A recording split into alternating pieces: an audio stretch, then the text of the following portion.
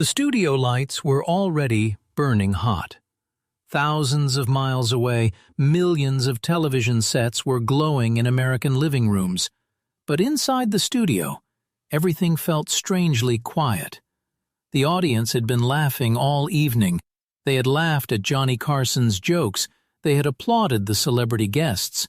They had watched musicians come and go beneath the bright television lights.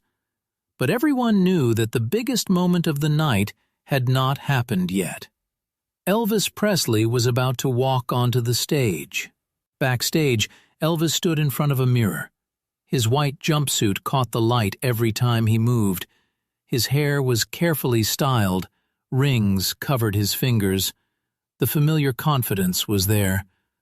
But beneath all of it, something was bothering him. An assistant had just walked into the dressing room carrying a small cardboard box. "Elvis," the man said, "this was left for you." Elvis looked at the box. "For me?" "That's what they said." He opened it. Inside was an old guitar. It wasn't beautiful. The wood was scratched. One side had a small crack. The strings looked worn. The finish had faded with age. It was the kind of guitar that might have been sitting in the back of a pawn shop for years. Elvis stared at it. For several seconds, he didn't say anything. Then he smiled. "Where'd they get this thing?" The assistant shrugged. "No idea." Elvis slowly picked it up. He touched the strings. One note rang through the dressing room, then another. Elvis stopped smiling. Something about that sound had taken him somewhere else. Not Las Vegas, not Hollywood, not Madison Square Garden, not the enormous stages where thousands of people screamed his name. Somewhere much smaller. A tiny room, a cheap guitar, a young boy who had no idea what his future would become. Elvis put the guitar down. "Take it with me." The assistant looked surprised. "On stage?" Elvis nodded. "Yeah." He didn't explain why. He didn't need to. A few minutes later, the announcer's voice filled the studio. "And now, Elvis Presley!" The audience erupted. Elvis walked onto the stage. The applause was enormous. Johnny Carson stood waiting for him with a grin. Elvis shook his hand. "Good to see you, Johnny." "Good to see you, Elvis." The audience continued applauding. Carson looked Elvis up and down. "Well, you've certainly dressed casually tonight." The audience laughed. Elvis looked at his white jumpsuit. "Yeah, I was trying not to overdress." The laughter grew louder. Carson smiled. The interview began normally. They talked about music. They talked about Elvis's performances. They talked about his enormous popularity. Carson made jokes. Elvis laughed. Everything looked perfect. But then Carson noticed something sitting near the edge of the stage. The old guitar. He pointed toward it. "What is that?" Elvis turned. "Oh, that?" "Yes, that thing." The audience laughed. Elvis smiled. "That's a guitar." Carson leaned closer. "I can see that. I mean, where did you find it?" Elvis looked at the instrument. "I don't know." Carson laughed. "Well, somebody certainly doesn't want it anymore." The audience laughed again. Elvis didn't, not this time. He looked at the guitar for another second. Then Carson picked it up. He examined the scratches. "This thing looks like it's been through a war." Elvis finally laughed. "Probably has." Carson turned toward the audience. "Ladies and gentlemen, Elvis Presley has performed with some of the finest musicians in the world." He held up the battered guitar. "And tonight, apparently, we've given him this." The audience exploded with laughter. Elvis smiled. But something had changed in his eyes. Carson noticed. "You want to try it?" The studio went quiet. Elvis looked at him. "Sure." Carson handed him the guitar. Elvis sat down. The audience expected a joke, maybe a few silly chords. Maybe Elvis would pretend the guitar was terrible and throw it aside. Instead, he placed his fingers gently on the strings. He adjusted one tuning peg, then another. He struck a chord. It wasn't perfect. The guitar sounded old, dry, almost broken. Elvis listened carefully. Then he played another chord, and another. The laughter disappeared. Carson's smile slowly faded. Elvis wasn't performing yet. He was remembering. He lowered his head. For a moment, the giant television star disappeared. In his place was a young man standing in a small room many years earlier, holding an inexpensive guitar and wondering if anyone would ever listen to him. He played a simple progression. The sound was raw, unpolished, human. The studio became completely silent. Even the audience members who had been laughing seconds earlier were now staring. Carson leaned forward. "What song is that?" Elvis didn't answer immediately. He played the progression again. Then he looked up. "That's the kind of thing I used to play when nobody was listening." Carson nodded. "Before all this?" Elvis looked around the studio. "Before all this." He gestured toward the lights, the cameras, the audience, the famous desk, the entire world that now knew his name. "I used to have nothing but time. And a guitar." Carson's expression became serious. The audience was listening carefully now. Elvis continued. "You know what's funny?" "What?" "When you don't have anything, you think being famous is going to solve everything." The audience grew even quieter. "But then you get famous." He paused. "And you realize you miss some of the days when nobody knew who you were." A few people in the audience exchanged glances. Carson didn't interrupt. Elvis ran his fingers across the strings. The old guitar made a soft, imperfect sound. And somehow, that imperfect sound felt more powerful than the polished music everyone expected from him. Quick question for everyone watching.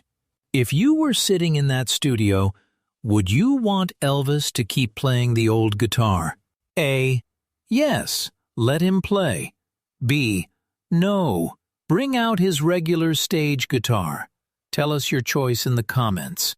And if you're enjoying this story, hit like, subscribe, and turn on notifications so you don't miss what happens next. Also, tell us where you're watching from. Are you watching from the United States, the UK, Canada, Australia, India, Uzbekistan, or somewhere else? Carson looked at the guitar again. "Where did you get this?" Elvis shrugged. "I didn't." "What do you mean?" "It was waiting for me backstage." Carson looked confused. "Who brought it?" "I don't know." Carson turned toward a production assistant. The assistant whispered something into his ear. Carson's eyebrows rose. Then he looked back at Elvis. "Apparently nobody knows where it came from." Elvis laughed. "That's strange." Carson nodded. "Very strange." Billings didn't put the guitar down. Instead, he looked at the audience. "You know," he stopped. His voice had changed. "I remember the first time I realized music could make somebody feel something." Carson listened. Elvis continued. "It wasn't in a big theater." He shook his head. "It wasn't in front of thousands of people." He looked down at the guitar. "It was just a little sound coming out of a cheap instrument." He smiled faintly. "And I thought, maybe this is what I'm supposed to do." Carson leaned back. "So that's why you kept playing?" Elvis nodded. "Yeah." "What happened after that?" Elvis smiled. "Everything." The audience laughed softly, but Elvis didn't. He looked at the guitar again. Then something unexpected happened. One of the strings snapped. Crack! The sound echoed across the studio. The audience gasped. Elvis froze. The broken string dangled from the guitar. Carson stood up slightly. "You okay?" Elvis stared at the guitar. Then, unexpectedly, he laughed. Not his stage laugh, not the famous Elvis laugh, a genuine laugh. Guess it finally gave up. The audience laughed with him. But Elvis still didn't put it down. He carefully moved the broken string away. Then he looked at Carson. "Got another guitar?" Carson smiled. "Of course." A stagehand immediately brought out a beautiful professional guitar. Polished wood, fresh strings, perfect condition. The kind of instrument a superstar like Elvis was expected to play. Carson handed it to him. Elvis took it. He played one chord. The sound was beautiful, clear, rich, perfect. The audience applauded. Elvis nodded. Then he looked at the old guitar sitting beside him. He compared the two. The expensive instrument in his hands, the battered instrument on the chair. And then he said something that made Carson stop smiling. "You know what the difference is?" Carson asked. "What's that?" "This one sounds better." He pointed at the new guitar. "Much better." Then he pointed at the old one. "But this one remembers more." The audience became silent again. Carson looked at Elvis. For perhaps the first time that evening, he had no joke ready. Elvis gently placed the expensive guitar down. He picked up the broken old guitar again. The string was still hanging loose. "You can't play it now," Carson said. Elvis smiled. "Maybe not." He looked at the instrument. "But I can still remember." The cameras moved closer. The studio lights reflected off Elvis's rings. For a moment, the entire television show felt less like a comedy program and more like a private conversation between two people who had both spent years living under bright lights. Carson finally asked the question that nobody expected. "Do you ever miss being unknown?" Elvis looked directly at him. His smile disappeared. "Yes." The answer came immediately. No joke, no hesitation, just one word. "Yes." The audience didn't move. Elvis continued. "Sometimes I miss walking into a place and nobody turning around." He swallowed. "I miss being able to make a mistake without everybody talking about it the next morning." Carson nodded slowly. "And do you miss the old days?" Elvis looked at the guitar. "I miss the feeling." "What feeling?" "The feeling that anything could happen." He paused. "When you're young, you don't know if you're going to make it." His voice became quieter. "And because you don't know, every little thing feels important." The audience was completely absorbed. Elvis touched the scratched wood. "This guitar." He stopped. Then he smiled. "It reminds me of that." Carson looked toward the camera, then back at Elvis. "Well, I think tonight we've learned something." Elvis raised an eyebrow. "What?" "Maybe you don't need a perfect guitar to make people listen." Elvis smiled. "No." He looked at the audience. "You just need something worth saying." The audience erupted in applause. Elvis slowly stood, but just as everyone expected the moment to end, he stopped.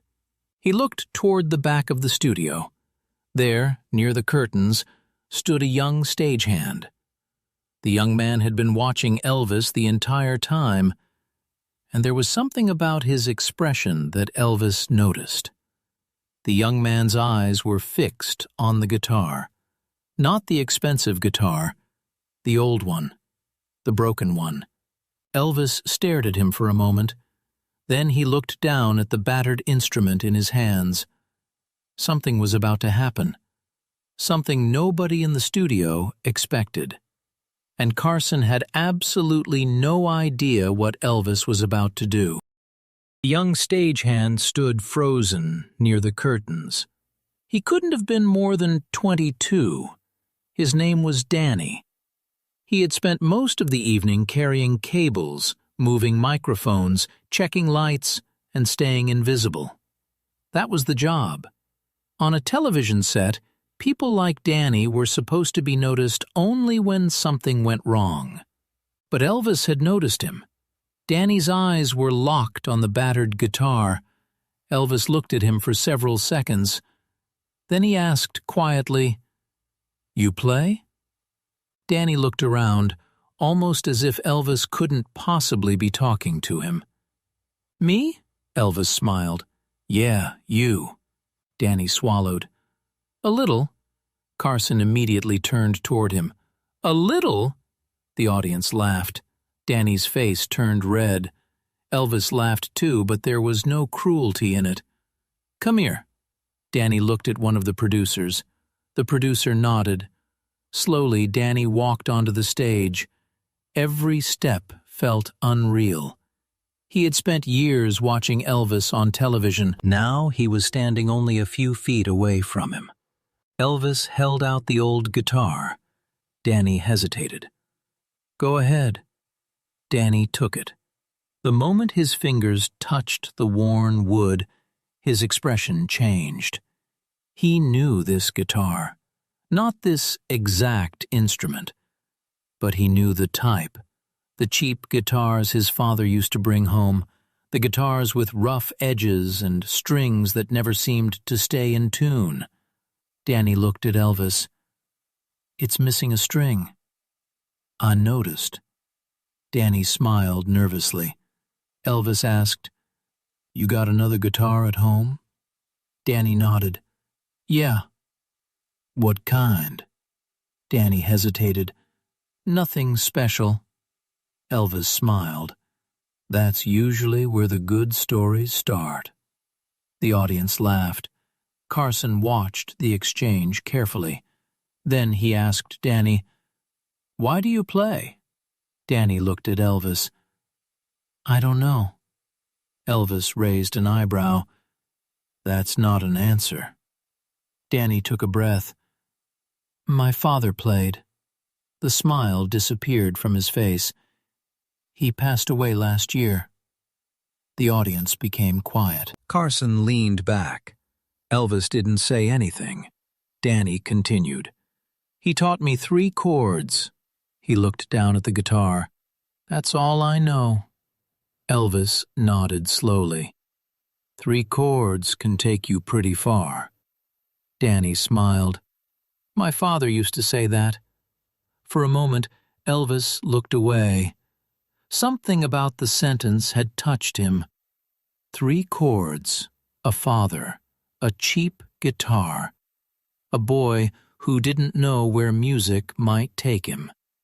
It was suddenly too familiar. Elvis looked at Carson. "Johnny." "Yeah? Can we do something?" Carson nodded. "Sure." Elvis turned toward the band. "Can they give me a guitar?" A stagehand immediately brought him another instrument. Elvis took it. Then he looked at Danny. "Show me those 3 chords." Danny stared at him. "Now?" "Yeah." Danny nervously demonstrated the first chord. Elvis copied him. The second. Elvis followed. The third. Again. Carson watched in disbelief. The audience had stopped laughing. They were watching something completely different now. It wasn't a celebrity performance. It wasn't a television stunt. It was a musician teaching another musician. And then Elvis began playing. 3 simple chords. Nothing complicated. No spectacular arrangement. No orchestra. No flashing lights. Just 3 chords. But Elvis played them with feeling. Danny joined him. His hands were shaking. The first few seconds were rough. Then something changed. Danny relaxed. Elvis looked at him and nodded. That's it. Danny played again, this time stronger. Elvis smiled. The two continued. The audience slowly began clapping along. Carson watched from his desk. For once, the host wasn't trying to control the moment. He was simply watching. A question for everyone watching. Imagine you're sitting in that studio right now. Would you rather hear Elvis perform a perfect song with a full orchestra, or hear Elvis play 3 simple chords with a young musician who is still finding his way? A. Full orchestra. B. Just Elvis and the young guitarist. Write A or B in the comments. And don't forget to like this story and subscribe if you enjoy emotional stories about music legends. Most importantly, tell us where you're watching from. We'd love to know how far this story has traveled. The music stopped. The audience applauded. Danny lowered his guitar. He looked overwhelmed. Elvis put a hand on his shoulder. You've got something. Danny laughed nervously. I barely know anything. Elvis shook his head. That's not what I said. Danny looked at him. Elvis continued, You've got something. Those words meant more to Danny than Elvis could possibly know. Then Carson asked, Elvis, why did you do that? Elvis looked at him. Do what? Bring him out here. Elvis glanced toward Danny. Because somebody did it for me once. The audience became quiet. Carson leaned forward. Who? Elvis didn't answer immediately. He looked down. When I was young, I wasn't the best musician in the room. A few audience members smiled. Elvis continued. I wasn't the guy everybody believed in. He paused. But there were people who gave me a chance. He looked at Danny. Sometimes that's all somebody needs. Carson nodded. Just one person? One person. Elvis's voice became firmer. One person saying, keep going.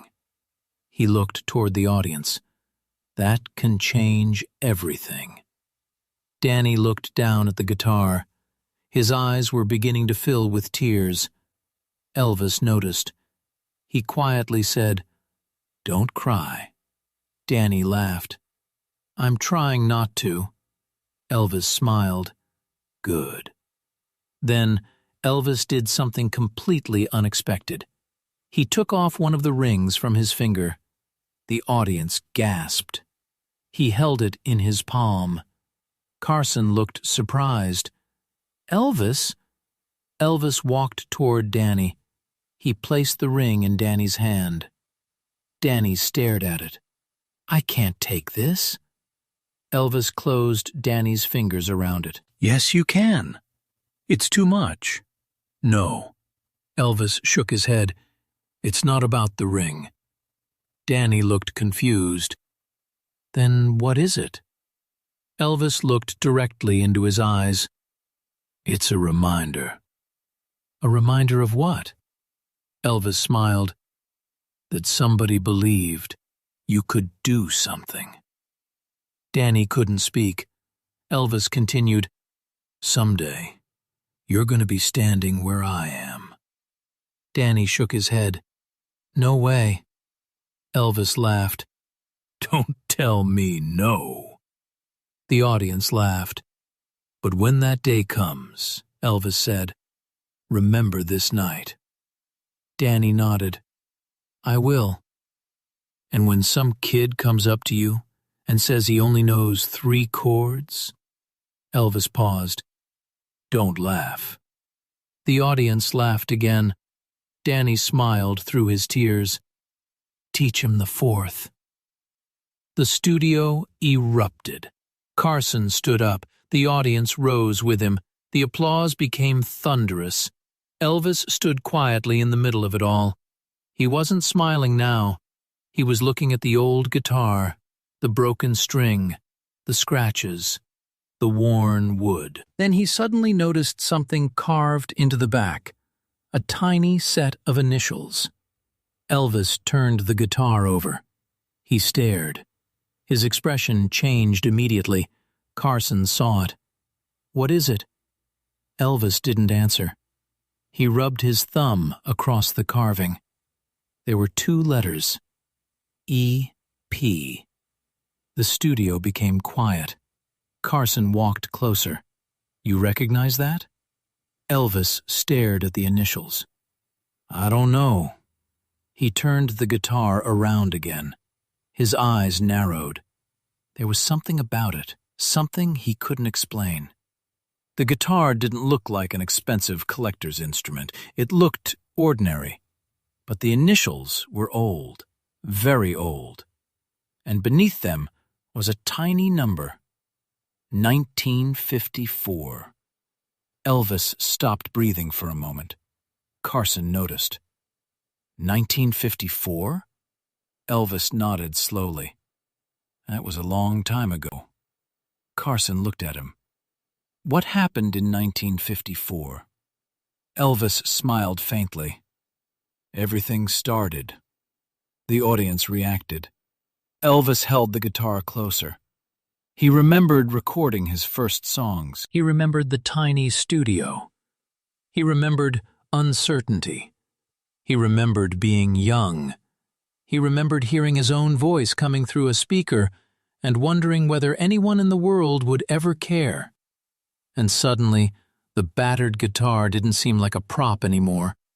It seemed like a message. But there was still one question. Where had it come from? Elvis turned toward a producer. "Who brought this guitar here?" The producer shook his head. "We're trying to find out." "Find out?" The producer nodded. Elvis looked at Carson. "Johnny." "Yeah? I want to know." Carson smiled. "Well, now I'm curious too." A production assistant rushed backstage. Minutes passed. The audience waited. Elvis stood silently with the guitar. Danny remained beside him. Finally, the assistant returned. He whispered something into Carson's ear. Carson's face changed. Then he looked at Elvis. "We found out where it came from." Elvis's eyes narrowed. "Where?" Carson looked toward the camera, then back at Elvis. "It was sent here this afternoon." "By who?" Carson hesitated. "A man who says he knew you before you were famous." Elvis froze. The audience gasped. Carson continued. "He left one message." Elvis stared at him. "What message?"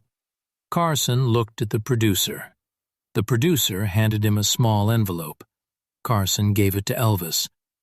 Elvis looked at the envelope. His hands suddenly weren't steady anymore. There was no return address, only his name, Elvis. He opened it. Inside was a single handwritten note. Elvis read the first line. His face went completely still. Carson watched him. "What does it say?" Elvis didn't answer.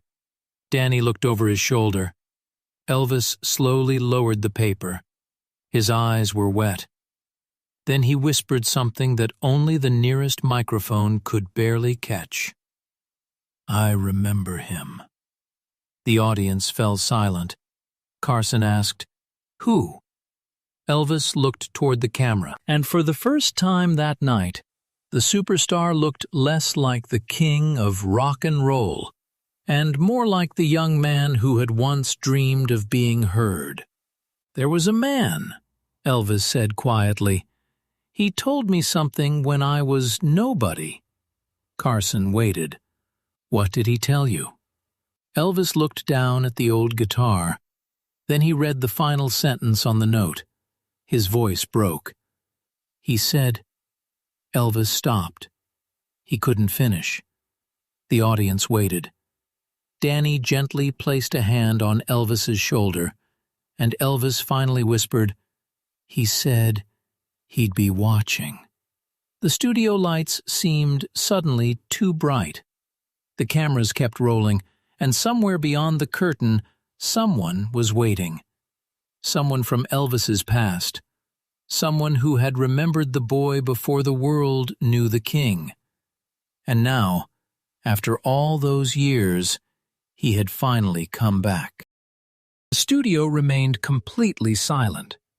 Elvis was still holding the old guitar. The handwritten note trembled slightly between his fingers.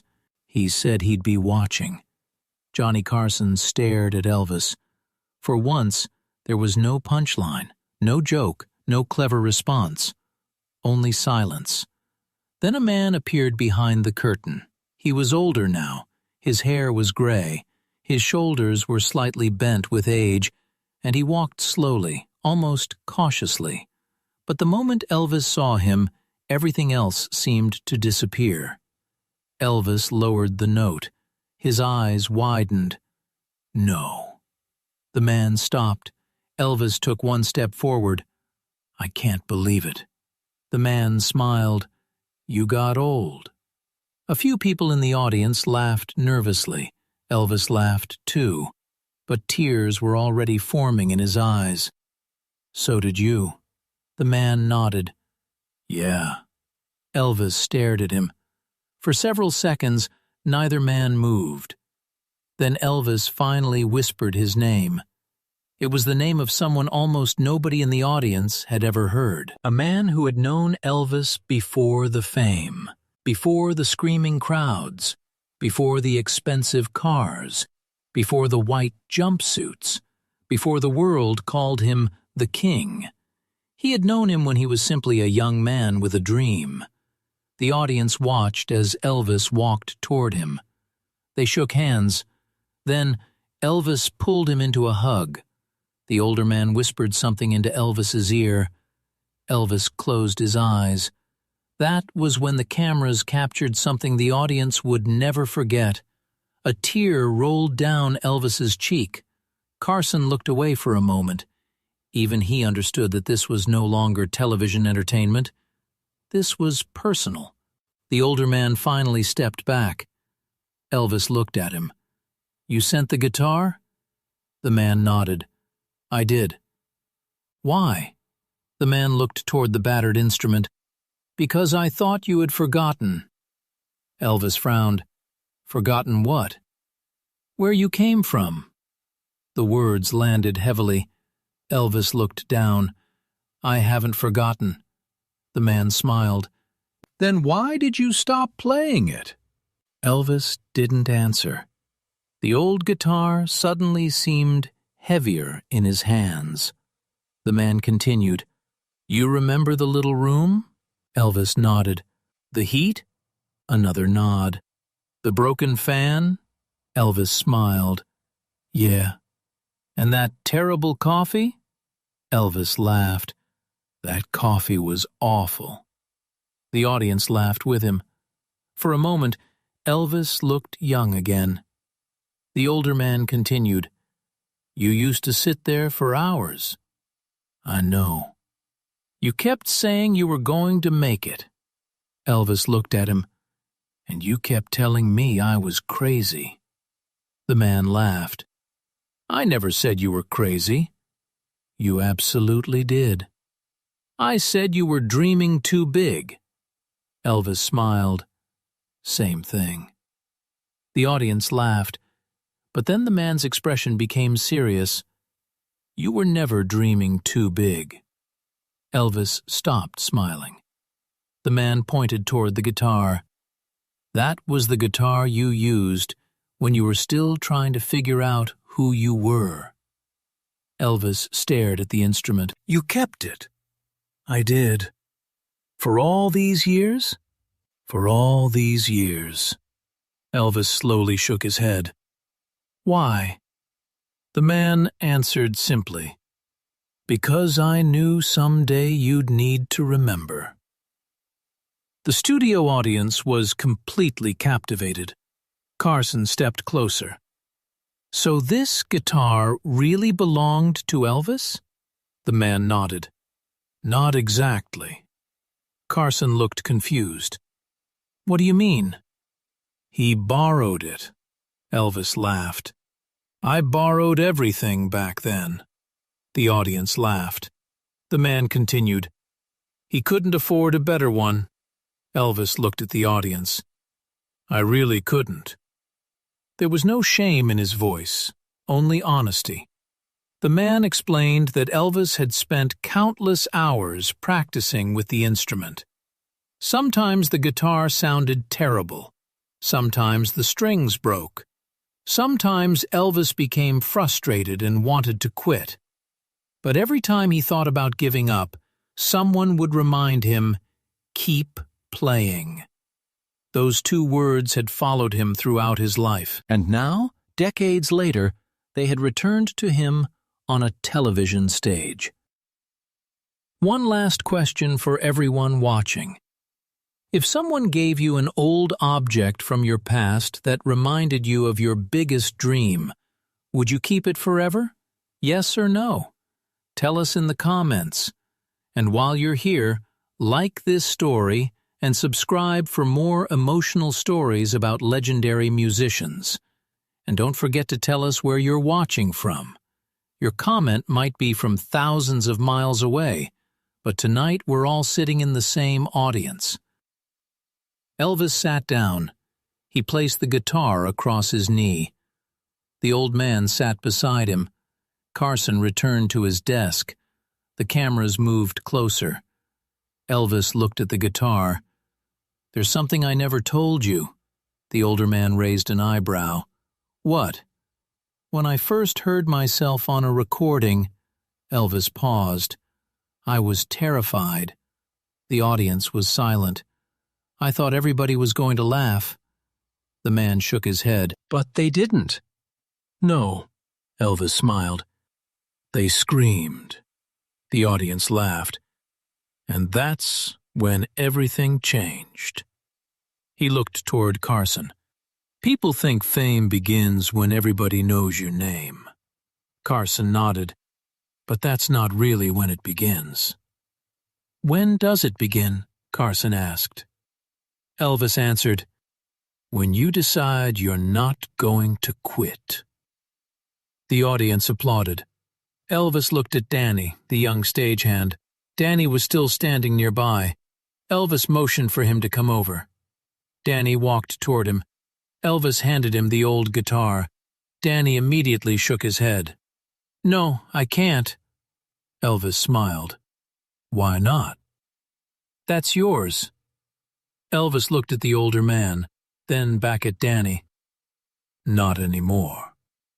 Danny's eyes widened. "What?" Elvis placed the guitar into his hands. "I've carried it long enough." Danny stared at him. "You're giving this to me?" Elvis nodded. The audience gasped.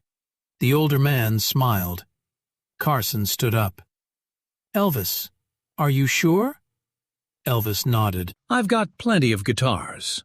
He looked at Danny. "But he needs one." Danny's eyes filled with tears. "I don't know what to say." Elvis smiled. "Then don't say anything." He pointed at the guitar. "Play."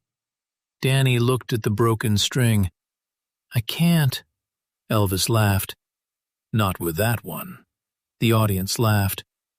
"Get it fixed." Danny smiled. "Yes, sir." Elvis leaned closer. "And remember those 3 chords?" Danny nodded.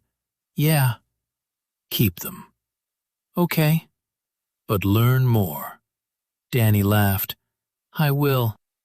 Elvis placed his hand on Danny's shoulder. "And someday," he paused, "give it to somebody else." Danny looked at him. "What?" "When you don't need it anymore." Elvis smiled. "Pass it on." The audience erupted in applause. Carson returned to his chair. He looked at Elvis. "I think we've just witnessed something pretty special." Elvis nodded.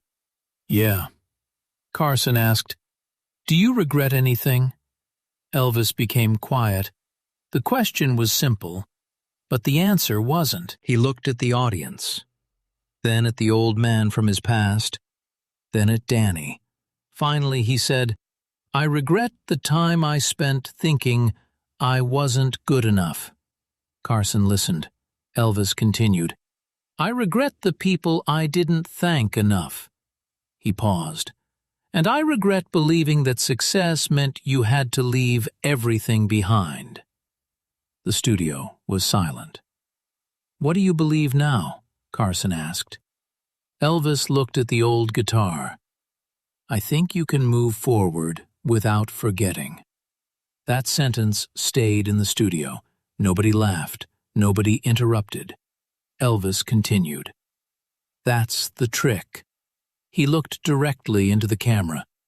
"You remember the people who helped you. You remember the nights when you had nothing. You remember the first person who told you to keep going.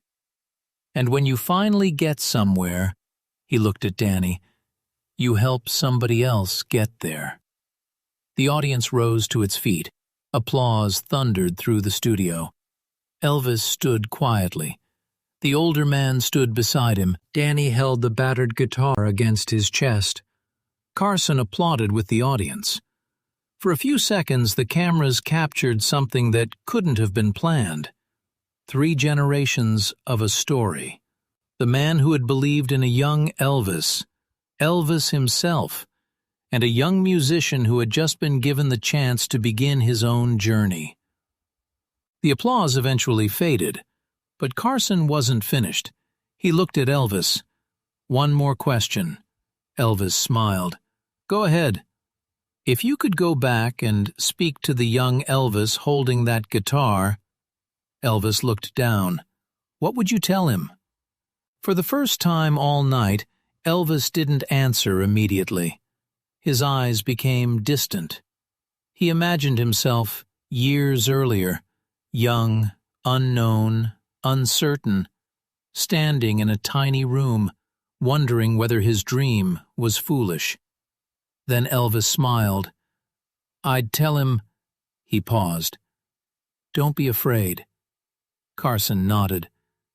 "Anything else?" Elvis looked at the old man, then at Danny. "Yes." "What?" "Enjoy it." Carson smiled. "Enjoy what?" "The beginning." Elvis's voice became soft. "Because once everybody knows your name..." He looked toward the enormous studio audience. "You'll spend the rest of your life trying to remember what it felt like when nobody did." The audience fell silent. Then applause slowly began. One person, then another, then dozens. Within seconds, the entire studio was standing. Elvis stood in the middle of the stage. No grand finale, no fireworks, no elaborate performance. Just a man, a microphone, and the memory of an old guitar. He looked at Carson. "Thank you." Carson smiled. "No, Elvis." He looked toward the old guitar. "Thank you." As the show ended, the cameras slowly pulled away. The audience continued applauding. Danny stood near the curtain, holding the guitar. The older man walked toward the exit. Elvis stopped him. "Hey." The man turned. Elvis hugged him one more time. "Don't disappear again." The man smiled. "I won't." Elvis nodded. Then he looked toward Danny. "Take care of that thing." Danny held up the guitar. "I will." Elvis smiled. "Not just the guitar." Danny understood. He nodded. "The music." "Exactly." The studio lights began shutting down, one by one. The bright television world slowly disappeared into darkness. But before Elvis left the stage, he turned around one last time. He looked at the empty chair where the old guitar had been, and for a moment he smiled, because the guitar had finally completed its journey. It had started in the hands of a young dreamer who had almost nothing, It had survived years of uncertainty. It had disappeared into the past, and decades later, it had returned to the man who needed its message one final time. The message was simple: never forget where you started. Never forget who believed in you. And when your dream finally comes true, help someone else believe in theirs. The cameras faded to black, and somewhere beyond that television studio, a young musician was holding an old guitar that no longer looked worthless. Because sometimes, the most valuable thing an object can carry isn't its price, it's a memory. And sometimes, one person believing in you is enough to change the rest of your life.